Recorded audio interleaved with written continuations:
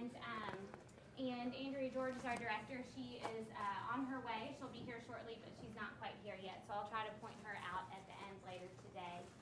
A special thanks to the American Studies Sustainability Project for helping us put on today's event, as well as Environmental Health and Safety, and of course Health Plus and Jeff Themm from the Nashville Farmers Market. I want to go on ahead and personally invite you all to each installment of our series this year. We are tentatively planning to host one a month. Each session will be videotaped and archived for viewing on the Green Bag Luncheon Series website, and you can reach that website from our Sustain BU website here. We're also going to place them on the Vanderbilt news site. The next presentation, which will discuss backyard composting, is going to be hosted on Wednesday, October 26th. It'll be in the same room from 12 to 1 p.m. As well. Don't forget to sign in at the back for attending this session. Each time Steve's holding up my little sign-in sheet there. We're going to be giving away a small giveaway for each session, and then for those of you who attend 3 or more sessions throughout the entire year, we'll enter you into a drawing to receive one of 2 larger giveaways. As you know, today's session will focus on cooking with sustainable and local foods from the BU Farmers Market. Our presenters are Stacey Kendrick from Health Plus. Hello. And Jeff Themm from the Nashville Farmers Market. Stacey here is coordinator of health promotion for faculty, staff health and wellness at Health Plus. Kendrick earned her Master of Science degree in health promotion from UNC Charlotte and her undergraduate degree from the Rochester Institute of Technology. Stacey's background includes experience at the YMCA, the Vanderbilt Dione Center, and as a health educator for Health Plus. She is the mother of 2 college-age daughters and has enjoyed gardening and cooking with fresh and local items for years. In 2010, she launched The Healthy Kitchen, a cooking video series based on recipes she makes at home. This series is available on both the Vanderbilt Health and Health Plus websites for viewing. Jeff Themm, over here, is director of the Nashville Farmers Market. Jeff grew up in New York and moved to Nashville in 1984 to manage the Hickory Hollow Mall. Jeff has spent 25 years managing shopping centers, and since 2005, he's used this same mindset to manage the Nashville Farmers Market. He's ushered the market through a recent remodeling and re-merchandising effort. He's also worked with local organizations, including community food advocates, the Metro Health Department, and the Mayor's Office to create a healthier community. In his free time, Jeff enjoys spending time with his soon-to-be 7 grandsons in January.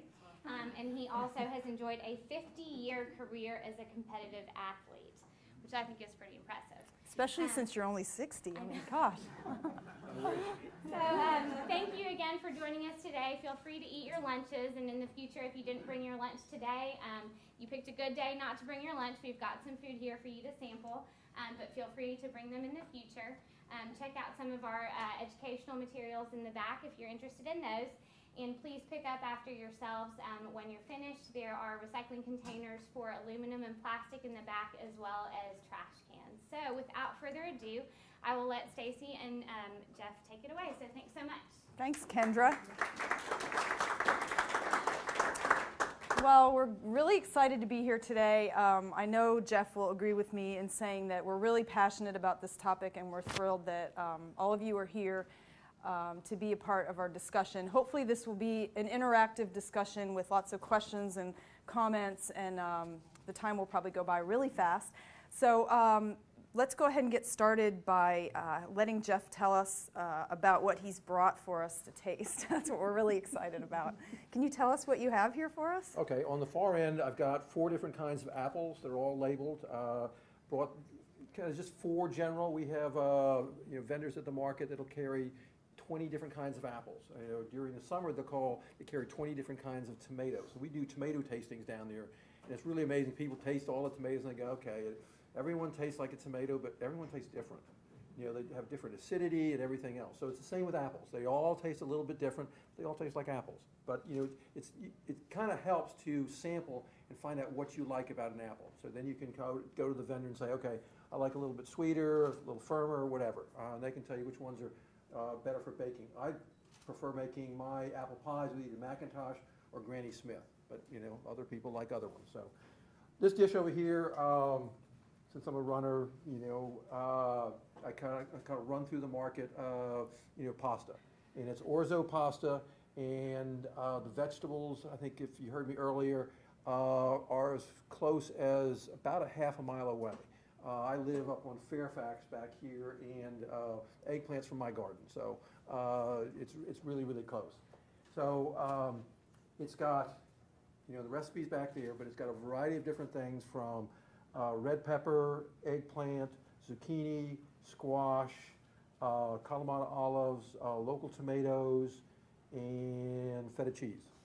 So I like very bold flavors, so it is very a bold flavor dish. So there are samples up here. If you want to come up after a while, just come grab them.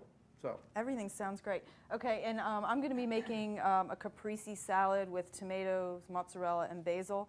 And I got my tomatoes from Howell Farms. I actually live right near Howell, the original farm where he actually grows all the stuff that you see at the Vanderbilt and Nashville Farmers Market. So I've been fortunate to have that right down the street. So I've got those tomatoes, and then the other things that I have, unfortunately, are not sustainable items. I wasn't able to get those because I was in a hurry, but it kind of brings up a good point that I'll kick off our topic with. Even if you can't do everything sustainable and local, that's okay. I mean, ideally, you want to kind of move in that direction, but do what you can do is a great place to start. So I've got tomatoes, and I'm going to put some fresh mozzarella and basil on there, drizzle it with some olive oil, and a little bit of balsamic vinegar and some coarse salt, and it's going to be really good. You can have it just plain on a plate or on a sandwich, like some toasted bread, and it's a meal in itself, and it's really delicious. So we're going to make that, and we'll do that in just a second. But let's go ahead and get started first by answering the question on what is sustainable agriculture, because we're here to talk about sustainability, but we probably need to clarify what that is. So I did a little bit of research on what sustainability is, and the definition that I found that really made sense to me is sustainable agriculture is a way of raising food that is healthy for consumers and animals, does not harm the environment, is humane for the workers, respects the animals, provides a fair wage to the farmer, and supports and enhances our rural communities. So it's a lot. And we'll talk about some of those in a little more detail. One of the things that we were talking about before you all came in here is, does the USDA have any kind of criteria for judging if something is actually sustainable? And can you talk a little bit about that, Jeff? They do not. And sustainable agriculture is almost a mindset. It's a farmer that has decided, I am going to do it the right way. I don't care about getting a certified organic, certification. I don't care about, what everybody else says. I'm going to do it the way it really should be done. In the old days, when you didn't bring a lot of, imported any kind of inputs into your land. You're not bringing in a lot of extra fertilizers and things like that. We have a vendor down at the market, Weldon. Has anybody seen, I just went blank in the movie. Food Incorporated? Food Inc. Oh, yeah. Food Inc. Yeah. How many people have seen Food Inc? Okay. If you haven't for days. If you haven't seen it, go see it. There's a farmer in movie. there. He's kind of the renegade farmer of the United States, Joel Salatin. But this farmer that comes down to the market, went and studied with him for a little while. So he raises I'm so sorry. beef, chicken, pork. He's trying turkeys and lamb. And what he does is he alternates fields. So his really goal is to grow the best grass available. So his goal is to grow this great grass. And he moves all the different animals around, so they all kind of go in sequence. And they all fertilize it differently. They all kind of root up the ground differently. And it grows great grass. Cows eat it, then they fertilize it, and it keeps on going. So you really need to look at what the farmer is actually doing, and really question the farmer on what he's doing when you really want to get sustainable. But again, sustainable is kind of a way of thinking, a way of doing it, and you don't want to bring any outside inputs and fertilizers and things like that. You want to leave the ground as pure as you can. Mm-hmm. And that kind of led me to the last thing that I learned really is that sustainability is a way of life. It's a way of thinking. It's not really just based on regulations. So there are different gradations. It's not all or nothing. So why would we want to buy sustainable foods? Anybody have any thoughts on specifically why? Because it's going to take less energy for it to get from where it's grown to where you're going to consume it, so that's less gas. Yeah, less gas, less energy. So if I'm buying my tomatoes from Howell Farms, which is right down the street from my house, rather than from a farm in California where they have to be shipped cross country, that's an important factor. The other thing is they're not bringing any inputs, so they're not shipping fertilizers in, things like that. And they don't have any runoff, so you're not having all the fertilizer runoff into the streams and contaminate the streams and things like that. So we're really looking at the whole environment and what they're doing. So it's really an interesting way to do it. It's usually a higher quality food. Yeah, good. That was another thing. Tastes better. It definitely tastes better. Local always tastes better. If you get something that's vine ripened and it's only been picked, like some of this, I think the oldest vegetable in here was the tomatoes, and they were picked Sunday. The squash was picked yesterday. So yeah, if the you've had a eggplant farm yesterday tomato, fresh tomato from the farm and a tomato from the grocery store, you know the difference. Let me add one thing. Sure. They're starting to do more research on organic, sustainably raised produce versus conventionally raised. And they're actually now starting to prove that it has more nutrients in it. And it has more nutrients, and the nutrients leach out over a period of time. So if a tomato is picked in California and it takes a couple days to get over here, it's going to leach out those the minerals and things that we need. So if it picks yesterday, you get a lot more minerals and everything in it. So it's much healthier for you also. Yeah, as a matter of fact, I read on one of these handouts that I have in the back here, according to New York Times best-selling author Joe Robinson, grass-fed beef has 2 to 6 times more omega-3s, which we know are heart-healthy components, than factory-farmed grain-fed meat. Omega-3 is a good fat that helps our cardiovascular system, our brain function, and may help prevent cancer. So I thought that was interesting. So what are some other reasons that sustainability is vital? Lindsay? It's better for the land, and that farmland that has sustainably produced vegetables is going to last longer. Yeah, good. Definitely. Any other thoughts? Yes? You're helping the farmer. That's the one that I love the best, and I actually started on here, saving family farms. I think that is so important. Since 1950, sorry, I have to put my glasses back on, getting old. Since 1950, over 2 million farms that raise hogs have disappeared. If this continues, we might lose all our farms, except for a few industrial facilities. And if you watch Food Incorporated, you'll see more about that.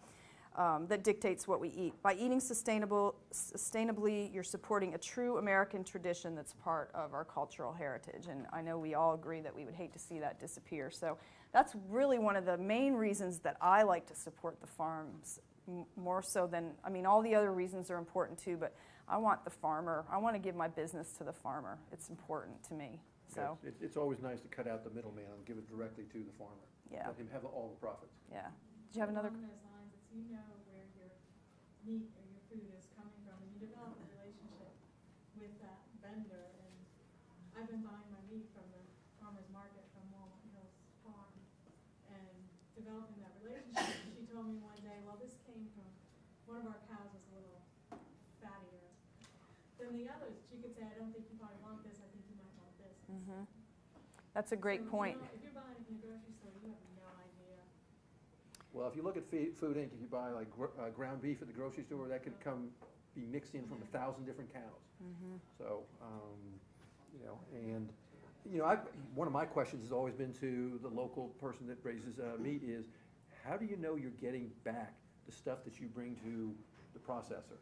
And, they have had the same question, and they go in and watch, and they make sure, and, they have faith now in those people that they are getting back what they brought. Mm-hmm. So, that's kind of that one little thing that I was always concerned about, but it seems like it's working out very well for him. We're sharing a microphone. That's why he keeps standing so going over close here to me. and- He's really weird. I keep moving away, and he keeps moving closer now. Just thought you might want to know that. Another thought? Yeah. I think for all the reasons said, but I also think that it really helps bring back community. Because you are going to local markets, you are sharing with other people, and it is your community. That's a really good point, especially if your farmers in your community. It's all part of supporting and interacting with each other. Yes? I think it's good for our children to see us pursuing this line, and then when they grow up, that's what they'll do, and it'll become more and more. That's a really good point that I hadn't even thought about is, really teaching your children or your grandchildren the values of knowing where your food comes from. It doesn't come from a box. It's not macaroni and cheese, there's more to it. And planting and all that. We always had a garden when my kids were little, and I just loved it. So that's a really good factor. Let me ask one thing about the community. I'm on the board of Community Food Advocates, and one of our programs is doing community gardens throughout Nashville. And we look at community gardens more as a community building event rather than producing a lot of food. So what we're looking at is trying to bring that community together, getting the community to work better together. Now, come on, where'd you go? I'm supposed to be near the microphone. An example, I have two sons, and one lives here, and he doesn't really care about food, and so his kids don't care about food. They'll eat whatever, McDonald's, all that kind of stuff, and it just drives me crazy. But they won't try a lot of different things. My other son has his garden and everything else, and his kids will eat anything. They go out in the garden, they'll pick tomatoes, raspberries, whatever. So it's just how the kids are raised, is really important. We get a lot of kids at the farmers market that we give tours to, and many of them have no clue where their food comes from. And the worst thing is their parents don't either. So we've lost a couple of generations to fast food, and we really need to bring that back very quickly. It's interesting. I'll bring the little, like kindergartners back into, we have a demonstration garden, and let them taste herbs. And they will just, if they saw, some parsley on their plate at a restaurant, they probably would never even think about trying it. But if my picking it right off the plant and giving it to them, they'll try it. They just line up and try it. So it's really interesting. They're really eager to learn about it. So hopefully we can keep the learning going. Jeff, I'm sorry, go ahead. I belong to the Tennessee Professional Chefs Association, and we have an organizational part. We just had our program Monday on the chef and the child, and we're going into the schools and doing what you're doing here for these wonderful college people and grandparents and so forth. We're going in the schools, and we're starting with the kindergarten, and we're going to go up each of the years in different schools, because you're saying exactly right. Yeah. They don't know what it is. Yeah, you're so right. They're going to do it in school, and they're doing a community garden October the 17th at Glencliff High School. There'll be a program on. You're all welcome to go. Won't cost you. And they'll be doing the community garden, how to teach it to the children. It's a great program. Kudos to you for being involved in that. Community Food Advocates has been very helpful or very instrumental in working with Glencliff, and having their gardens and helping them and getting funding. We gave away $10,000, I guess early this year, to different community gardens to help them get established, including quite a bit went to Glencliff. But we're also working on changing the school lunches. So I think that's very, very important. So we're really working on trying to Ketchup do is that not also. a vegetable. I'm sorry. It qualifies as a vegetable. And another program that Vanderbilt Children's Hospital does is the Veggie Project. And is anybody familiar with the Veggie Project? Okay. What they do is they work with boys and girls clubs. They teach the kids business. Kids have to go back to the farmer's market, buy the produce, take it out of the boys and girls club, and sell it. And they have to try it, and then they have to sell it to the people. What they were finding was people didn't know what to do with it. Again, they've lost that knowledge of how to cook things. So we started working with them and doing some cooking classes. So, and I think they've continued that. So I think it's one way to keep the education going. So, and thank you too. We didn't print out a lot of materials because obviously this is supposed to be a green topic. So we have a couple handouts in the back, but we really went light on that. Kendra has agreed to put some links on her website to some things that we wanted to share with you, including like recipes and a couple things. And one of the things that I found when I was doing my research is a little card that you can print off and put in your wallet of questions to ask when you go to either your grocery store or your farmer to try to investigate whether or not they meet your values and your guidelines for what you're looking for sustainability. So I was hoping maybe you could touch on that just a second on like what would be a couple things that people would want to ask their farmer in order to evaluate whether or not it's sustainable? First, you want to find out where they are. You know, are they in Tennessee? Are they in Nashville, Davidson County? And there are very few farmers in Davidson County. So you also want to find out, you know, what kind of chemicals they use. If they use chemicals, you know, how long they've been farming. You tend to find a lot of the older farmers or conventional farmers. You know, it's really, really hard to get older farmers to change. You know, we keep working on it, and there's a few out there, but not many. So just ask them, you know, kind of what they use, you know, how many crops they grow. You know, you don't want someone that grows kind of a monoculture and just grows corn. Even though I should say that, you know, there's a few people that, you know, really grow corn the right way. Others, you know, it's just, they grow 1,000 acres of corn, and they, you know, sell a little bit at the market, and the rest goes to, you know, sweeten our colas and everything else. So, you know, you just have to be careful and ask the question, get to know the farmer. You know, also local table. You know, there's some back there. These are excellent publications. They have recipes in them. They talk about, you know, the different farmers out there. They talk about how they grow things. Seasonality calendar on the back, so you know what's in season. And if anybody's interested in CSAs, which is community supported agriculture, there's a list in here. You know, Walnut Hill, you can go to Walnut Hill and buy half a cow or half a pig or whatever you want. They'll sell it to you. So seasonality is another way to look at the way that you make choices about what you eat. You know, eating what's in season, what the farmer has at that time, is a really good way to go. You might not be able to get what you want all the time, but you're going to get what the farmer has and go there with sort of an open mind. Like you mentioned, you have the seasonality calendar on the back of the table publication. It's also on their website. You can look at it anytime. We have this, where'd it go? Little thing that I'm going to send to Kendra. I think it's in my handouts here. Yeah. That we had our dietetic interns create called What's in Season for each of the months. And so I pulled up the October just because that'll be the next one. It has a great recipe for roasted yam and kale salad. And then it also highlights some of the things that are going to be in season coming in for the fall. I know, that sounds good, doesn't it? It's got olive oil and some red wine vinegar, and it looks delicious. Sweet potatoes. So what are some of the things that the Nashville Farmers Market is going to have coming into the fall that we need to look forward to? One of my favorite is butternut squash, sweet potatoes, kale, spinach, you know, all those kind of really heavy leafy greens that are really, really good for you. Yeah, their deep colors are the best, most nutritious ones too. You know, we have a new restaurant at the Farmers Market called AM at FM. It's Arnold Mint at the Farmers Market, and he has a kale salad that is just fabulous. It's just fresh kale with little currants and olive oil. It's really, really good. He's a great chef. He's the one that owns PM and Susie Wong's and Cha-Cha. He's great. So, okay, let's see. What else do we want to touch on here? I know I wanted to talk a little bit about one of the handouts that we did print off that's in the back of the room.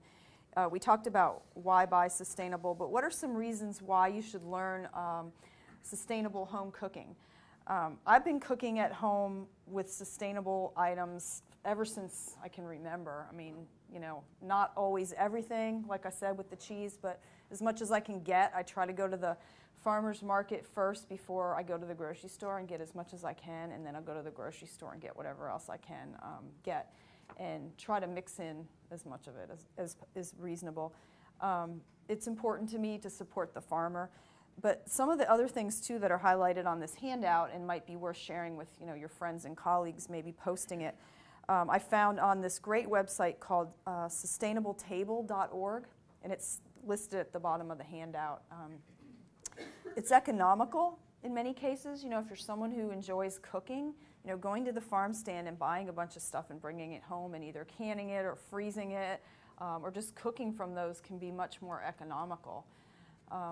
If you ever want to get like the end of the season berries, one of the things that I like to do, like with blueberries and strawberries and whatever berries you like, is put them on a cookie sheet.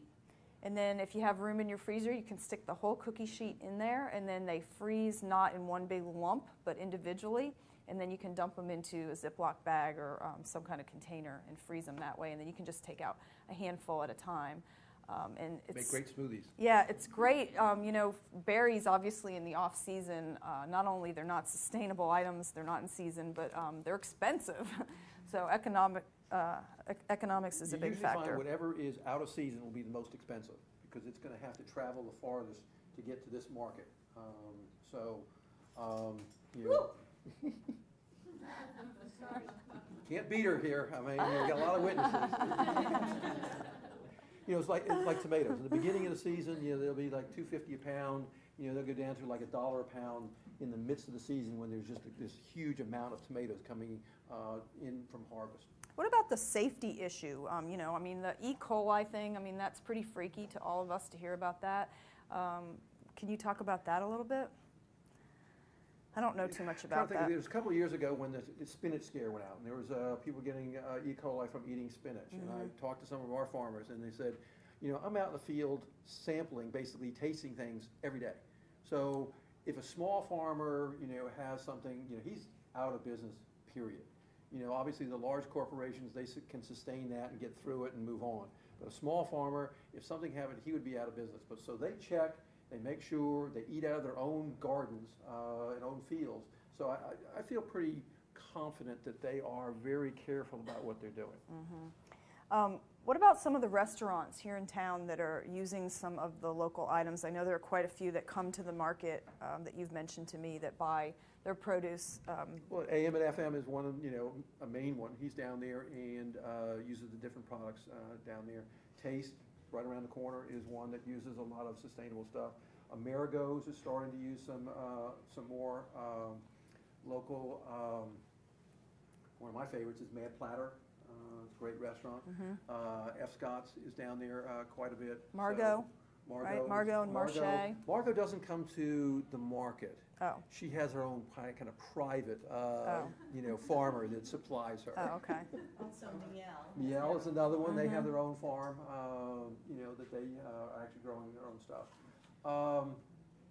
Capitol Grill, you know, they have their own farm and doing a lot.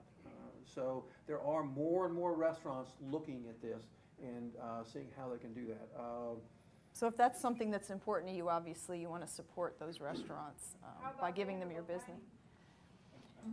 Well, it's a good point. We've been trying to get that going a little bit.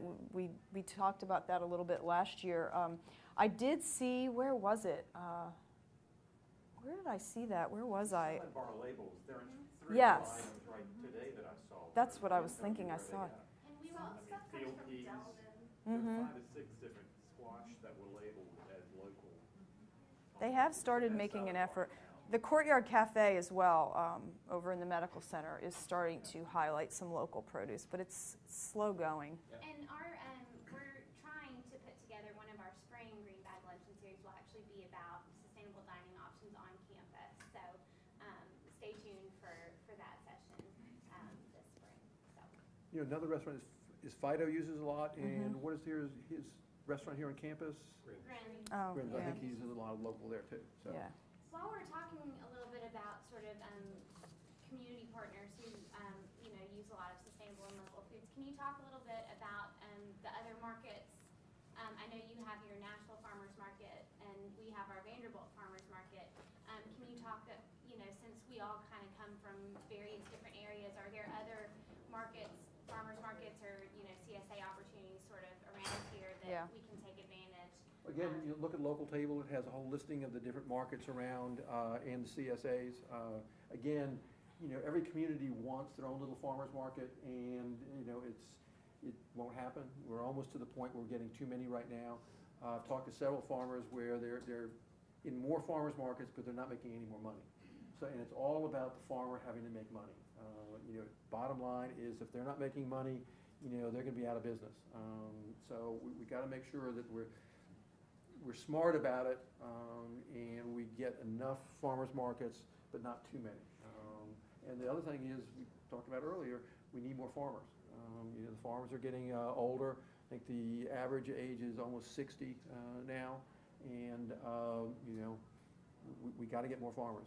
There's an organization called TOGA, I love saying toga, go to a toga party, it's Tennessee Organic Growers Association. But there's a lot of younger farmers that are coming up, and they're all looking now at, small farms, less than 5 acres. But you can produce a lot of food on 5 acres, but they're all looking at being sustainable. So the younger people are starting to get into it, but we need to encourage that. We need to work very hard with the Department of Agriculture and other people to get that moving forward a lot more. How many of you have a CSA? Okay, a few people. Consumer, what is it, supported agriculture.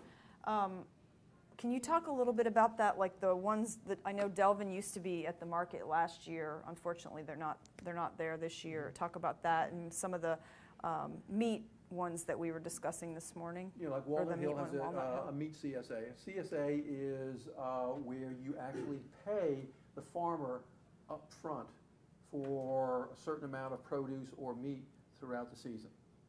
And Delvin's, I can't remember exactly how much they charge, but you can pay it, I think, in quarterly payments, and every week or every other week you can get a box of produce of what's in season. So it really helps the farmer because he gets a certain amount of payment up front when he really needs it, when he is buying his seeds and planting and all of that, and hiring his labor, because there's a lot of labor involved in getting everything planted. Before months later he starts harvesting and getting money. So it really helps the farmer a lot to get that payment up front. Any questions so far about anything? One thing I'll mention, since this is sustainable, a couple of things that we're working on at the farmers market is trying to be more sustainable. Some of our stuff is sustainable, compostable, and we try to use that. We're trying to get all our vendors in the market to use that. We're also in the process of leasing our roof space for solar power. So we're looking at that. We're also working with the water department on developing cisterns. So we take the water off the roof, hold it in cisterns, use that water for toilets and urinals. We're also working with a Catholic society on gleaning. What they do is they come in and they work with the farmers, and if say a peach or an apple has a bruise and it can't be used, they will take it and they will either process it or give it to organizations that need it, halfway houses and things like that, so we can get more fresh fruits and produce out to everybody. Because there's a lot of inequity in our food production and distribution right now. We need to really work on making sure everyone has access to fresh fruits and vegetables. That's part of the obesity problem in lower income neighborhoods. They don't have access to fresh fruits and vegetables. They don't have access to sidewalks and walking or safe neighborhoods. So we're working on doing things like that to try to get people to eat more and healthier. If they don't have access to it, it would be very difficult to be able to eat healthy if you don't can't have access to it. Don't know what to do with it. Don't know what to do with it. Yeah, they're not used to it. It's part of it is passing it, like you were saying, down through the generations. If my kids are not shown how to make tomato and mozzarella with basil, they're not going to know how to do it. That's so right. Make sure and teach them. Actually, I have a question about that, because with our CSA, lots of times we'll get stuff that we're like, what is this? And so where would you go, recommend to go to get some education to learn how to actually cook with these new things that maybe you don't run into? Like, I've never seen a kohlrabi before. The Nashville Farmers Market has a lot of recipes on their website, which are a lot of times related to the foods that they offer. With the internet, you can find a lot of different recipes, but identifying it. The farmer. Oh yeah, you need to ask the farmer. The farmer should be supplying you a list of this is what you've gotten. And like the Delvins, I know supply recipes for different products. So I totally understand what you're saying though, because I'm from New York State also. I don't know if you knew that or not, but when I heard you say that, I've forgotten. And I had never had collard greens before. I did not know what they were, and I came down here, mustard greens or all those different types of greens that are popular down here. I wouldn't have had any idea what to do with it or even what it was. So yeah, you need to know what it is first before you can research it and then know how to cook it. But your farmer should be able to fill you in on that, definitely. There are he's some. not doing his job if he's not, identified it for you. Yeah. Bring that up. Any other questions or things that you want to discuss that haven't been brought up yet? Yeah. Well, I want to mention that winter farming is something that I think is new to a lot of people, but last year we did a lot of good winter gardens. In fact, my winter garden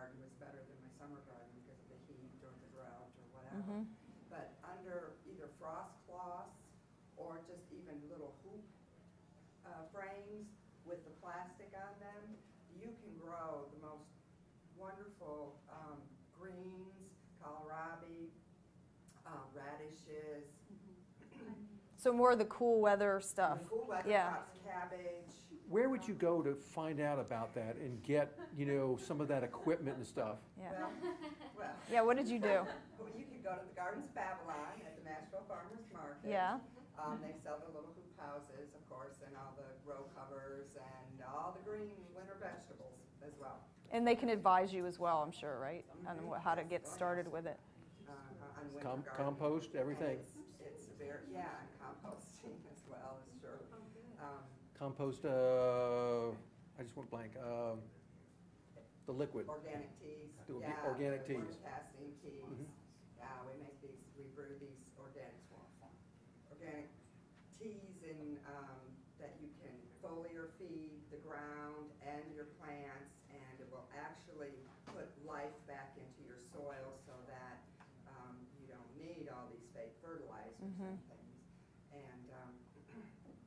That's great. The other That's a thing great you look comment. at is what we call ornamental produce, raspberries, blueberries, things like that. You can put in your garden or on kind of almost use it as a hedge line that it produces, great, stuff later on. We also have trees down there. I've got a couple of fig trees in my yard. I got some really incredible figs this year. They were wonderful. That's my favorite. And they're so hard to find, yeah. How long did it take that to get to maturity? Took mine about 3 years. I got a great I recipe got another for you with thing. that. I also got, you had them this year, was kiwi. I understand that kiwi will grow here, and my plant's been doing incredibly well, but never produced any fruit. Then I suddenly found out that you have to have a male and a female. So I got to figure out what mine is before I can get another one. So, You can't tell just by looking at it? Looked under the leaf and I didn't see anything. I don't know. Oh, you're funny. Other comments? Yes, sir. How do you keep birds and rabbits on? Say that again, sorry. Keep birds and rabbits. Oh, well, I'll tell you what worked for me the best is, and I'd seen this in the movie Field of Dreams, if you've ever seen that. Does anybody remember what that is? What is it, Keith? Do you remember? Baseball field. Well, no, but there's more to it. How did he keep the deer off his field? Do you remember? No, with hair. So my husband uses one of those Conair clippers to shave his head, and he started doing it out the back door, which is where all our gardens are. And all of a sudden, we never had any problems after that. And I realized, oh, Field of Dreams. He's got human hair all out there, and it keeps away the animals. And it's worked really well. Because I have daylilies all along the back, and I remember I was so excited. They were all about to bloom. They were so beautiful, and I knew they were going to bloom like the next day, and they were going to be gorgeous. I came out the next morning. I'm like, oh, they're all going to be so pretty. They were all bitten off. Every single one of them was gone. Like all the the deer had come in and just eaten the tops off of all of them. And so I haven't had that problem in several years, ever since my husband started shaving his head out the back door with the human hair, honestly. Are these people spreading around, or is it He just does it out in the backyard, and I haven't spread it around or anything, but they've stayed out of it. Isn't that bizarre? So is he walking around while he shaves? And He does a little bit, yeah. But then I remembered the movie, and that supposedly, and I have heard that before, other places, that putting human hair, I mean, even like out of your hairbrush, you could try it and put it around. The hairdresser and collect it. Yeah, you could. It's worth a try. I don't know about that. I don't know about that. Other comments or questions? I have a question. Okay. When are you going to finish your salad? Why are you going to stop standing so close to me? When you move the microphone. Okay, I'm just kidding. Okay, so just wanted to remind you that we're going to have some stuff on Kendra's, on the Sustain VU website for you to look at, which will include a couple of recipes that you can print out if you want to, and also some information on sustainable cooking and so on that I found. And again, I just didn't want to print out all that stuff. We do have the Nashville Table, is that what it's called? Local Table. Local Table. It's a great little publication. I love it.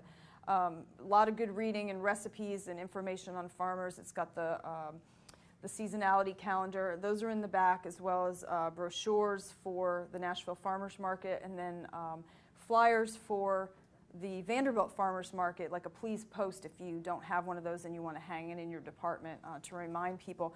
The Vanderbilt Farmers Market is doing really well. We're just thrilled with it, and it continues to grow. As you know, we've expanded the vendors that are offered there, and it's been a great partnership for us with the Nashville Farmers Market. We'll actually have 2 new vendors coming this week. We'll Who have are they? A salsa vendor, Ousley's Ouch, selling salsa, and I have another. Okay, I just went blank, and name is Steve, and he has a sustainable farm, so he'll be joining us this week also. So he does raise sustainably. So if you haven't been to the market in a while, or is there anybody who hasn't been to the Vanderbilt Farmers Market, or have you all been here? Oh, this is such a good group. Okay. Well, if you haven't been there, you know, in addition to the typical things like fruits and vegetables and so on, we have local pasta, we have local cheese, we have local meats. It's great. So go there and check it out, and obviously you get a chance to talk to the farmer directly and ask questions about what this is that you're getting ready to buy. And a lot of times they'll be able to give you suggestions on ways that you can prepare the items. And they're willing to have conversation with you. It's great. So we have a couple prizes to give away that I kept forgetting to give out. So maybe we should ask some questions and see if people can answer them. Let's see. I'll ask the first one. Raise your hand if you know what the Nashville Farmers Market is doing on Friday nights. Do you work at the market? Are you an inside source? On Friday nights, every once in a while. My family owns Gardens of Babylon. Can we? Let's ask somebody else then. Can we ask somebody else? Just because. All right. Somebody else? Yes. They generally have music, and it's more of a night. Obviously, it's called Nashville Farmers Market at night. But they still, it's just a way to get everybody out and learn about Gardens of Babylon. I know usually does things.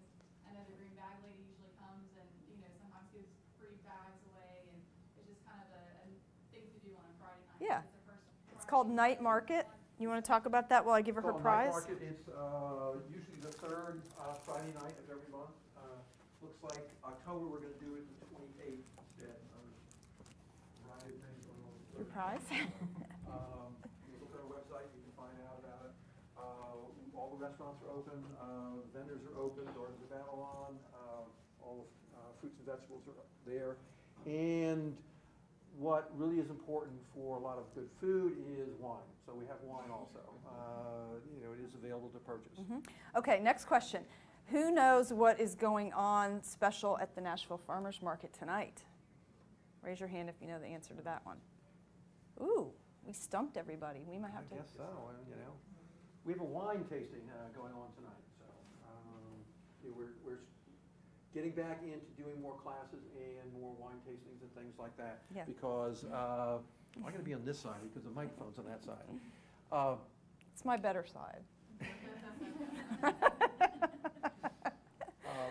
You know, we were closed for about 4 months due to the flood, and our demonstration kitchen was totally demolished and had to be totally redone. So we recently finished that, and it's up and running, and it's gotten approved. So we're starting to do some more demonstrations and trying to teach people how to cook locally. Okay. I'll ask another question then because I have 2 more prizes I have to give out. Okay. Raise your hand if you know who is starring in the cooking video series on the Health Plus website. Does anybody know? Raise your hand if you've seen those videos. Huh? Isn't it you? Yeah. Kendra said that at the beginning, but nobody picked up on it, I guess. Okay. Yeah, thank you. Yeah, we actually have a cooking video series on our website that we started last year, as Kendra was saying. We did the first 4 of the series at the Nashville Farmers Market, which was really great. They had a beautiful kitchen, and then the Nashville flood happened. And so we weren't able to use the kitchen. There was quite some time before it became available again. I guess it's there now. It's finally year and plus. Took forever. So we filmed the rest of them actually at my house, which I always like to laugh about because you can sort of see my dog running by in the background. But we've got a dozen videos on there. They're all really short. They're like 2 to 3 minutes long, and they're all things that I actually do make at home. They're easy to put together using local things in most cases, and they're all healthy, of course. And we're getting ready to launch another series of 12 more this coming year. So check those out. They're fun to watch, and you can watch them in like 2 to 3 minutes, and they're enjoyable. On the Sustain BU website? They're actually on the Health Plus website. In the search bar, just put in Healthy Kitchen. That's what we call them, and they'll all pull up. So, any other questions? Who wants to try our stuff and come up here and we can just try everything? You want to? All right. Give them a round. Yay! Thank you, thank you.